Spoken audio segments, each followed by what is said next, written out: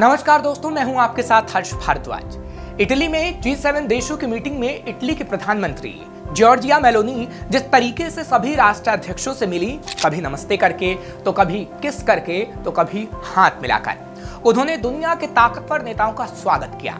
उससे वो दुनिया भर के मीडिया में छाई हुई हैं। खूबसूरत व्यक्तित्व की धनी मेलोनी की अदाएं लोगों को फिदा कर रही हैं। लेकिन क्या आपको पता है, मेलोनी की प्रेम कहानी भी कुछ कम दिलचस्प नहीं है। दरअसल जब उन्होंने सत्ता संभाली थी तो देश और दुनिया में उन्हें लेकर असमंजस था।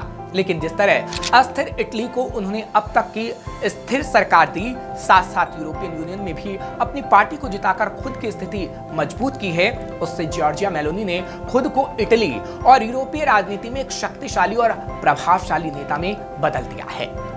जॉर्जिया मेलोनी का जन्म 15 जनवरी 1977 को हुआ। उनकी उम्र अब 47 साल की है। वे सामाजिक आंदोलन में तब कूदी जब वो महज केवल 15 साल की थीं। बाद में उनका कद सियासत में बढ़ता गया। इसी दौरान एक दिन उन्हें एक रैली के बाद एक टीवी चैनल में जाना था। वो दिन भर से भूखी थीं। शो के दौरान जैसे ही ब्रेक हुआ, उन्होंने तपाक से एक केला खा लिया। इसी समय उनकी आंखें एक टीवी जर्नलिस्ट से टकराईं, जो उन्हें टकाटक देख रहा था। दोनों की आंखें जब पल भर के लिए एक दूसरे पर ठहरी तो दोनों की होठों ने मुस्कुराहट की जुम्बिश दी। जब यहीं से शुरू हो गई इन दोनों की प्रेम कहानी। इस टीवी जर्नलिस्ट का नाम है एंड्रिया गियाम्ब्रूनो। इसके बाद जब शो खत्म हुआ तब दोनों मिले, बातचीत हुई, फिर बाहर भी मुलाकात हुई। मिलना जुलना बढ़ा, प्यार का रंग और गाढ़ा होने लगा। फिर दोनों कपल बन गए। शादी तो नहीं की, लेकिन पार्टनर बनकर रहने लगे। सबसे मजेदार बात यह है कि मेलोनी जहां प्रबल थीं, दक्षिणपंथी थीं, तो उनका पार्टनर गियाम्ब्रूनो घोर वामपंथी था। इसके बाद भी प्यार ने दो उलट लोगों को प्यार के धागे में बांध ही दिया। दोनों साथ में घर पर रहते। फिर करीब 3 साल बाद उनको एक बेटी का जन्म हुआ। 2016 में पैदा हुई इस बेटी का नाम जिनेव्रा रखा गया। मेलोनी सियासत में आगे बढ़ रही थी। मेलोनी अपनी पार्टी भी बना चुकी थी। ये पार्टी पहचान बना रही थी। गियाम्ब्रूनो अपने जर्नलिज्म में बिजी रहने लगे। एक समय यह भी आया कि मेलोनी की पार्टी ब्रदर्स ऑफ इटली ने बहुमत हासिल किया और वो देश की प्रधानमंत्री बन गई। हालांकि इसके साथ ही दोनों का रिश्ता भी खत्म होने वाला था। उनके पार्टनर गियाम्ब्रूनो ने अक्टूबर 2023 में दुष्कर्म को लेकर ऑन एयर कोई ऐसी सेक्सिस्ट टिप्पणी की जिस पर जबरदस्त विवाद हो गया। वैसे भी मेलोनी को अगर पीएम पद की प्रतिष्ठा को बरकरार रखना था तो ये रिश्ता खत्म ही करना होता, जिसे लेकर अब तक बहुत सी टिप्पणियां की जा रही थीं। सवाल साख बचाने का था। लिहाजा मेलोनी ने सोशल मीडिया पर अपने करीब 1 दशक पुराने रिश्ते की समाप्ति की घोषणा कर दी और साथ में बिताए गियाम्ब्रूनो के साथ पल और अपनी बेटी के लिए गियाम्ब्रूनो को धन्यवाद दिया।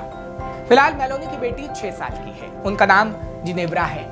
मेलोनी अपनी बेटी को अक्सर विदेशी दौरे में साथ लेकर जाती हैं। वह इसे लेकर व्हाइट हाउस भी गई थीं। उनकी बेटी यूरोपियन समिट में भी नजर आई।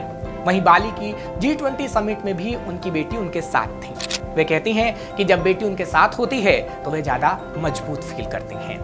फिलहाल ये कहा जा सकता है कि राजनीति पुरुषों की चीज है। इस मिथक को तोड़ते हुए जॉर्जिया मेलोनी साल 2022 में इटली की पहली प्रधानमंत्री बनी।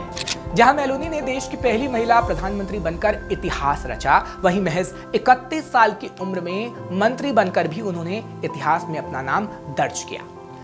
लेकिन कई रिकॉर्ड अपने नाम करने वाली मेलोनी की जिंदगी इतनी आसान नहीं रही। पीएम मेलोनी ने पार्टी बनाने से लेकर प्रधानमंत्री बनने तक का सफर अकेले तय किया और इस राह पर डटी रही। मेलोनी के पिता काम के सिलसिले में उन्हें और उनकी मां और बहन को अकेला छोड़कर चले गए थे, जिसके बाद वो फिर कभी वापस नहीं लौटे। जिसके बाद मेलोनी ने पूरी जिंदगी पिता के बिना गुजारी। पीएम मेलोनी ने कम उम्र से ही घर की जिम्मेदारी उठाना शुरू कर दिया था। मेलोनी मां और बहन के साथ घर चलाने में हाथ बटाती थी और छोटी उम्र से ही बड़ी जिम्मेदारियां संभालने लगी थी। मेलोनी ने नाइट क्लब में बार टेंडर का भी काम किया। अपनी जिंदगी का जिक्र करते हुए एक बार पीएम मेलोनी ने कहा था कि मैंने जिंदगी के बारे में संसद में काम करके नहीं सीखा, मैंने जो कुछ सीखा है वो बार काउंटर के पीछे से सीखा है। 2011 में बुर्लुस्कोनी की सरकार गिरने के बाद मेलोनी ने अपनी पार्टी ब्रदर्स ऑफ इटली का गठन किया, लेकिन ऐसा नहीं हुआ कि पार्टी का गठन होते ही पार्टी ने कामयाबी हासिल करना शुरू कर दिया हो, बल्कि साल 2013 में पार्टी को सिर्फ 2% ही वोट मिले। लेकिन मेलोनी ने पार्टी का हौसला बनाए रखा और जद्दोजहद जारी रखी। जिसके बाद मेलोनी ने एक संदेश के साथ मतदाताओं तक पहुंचना शुरू किया।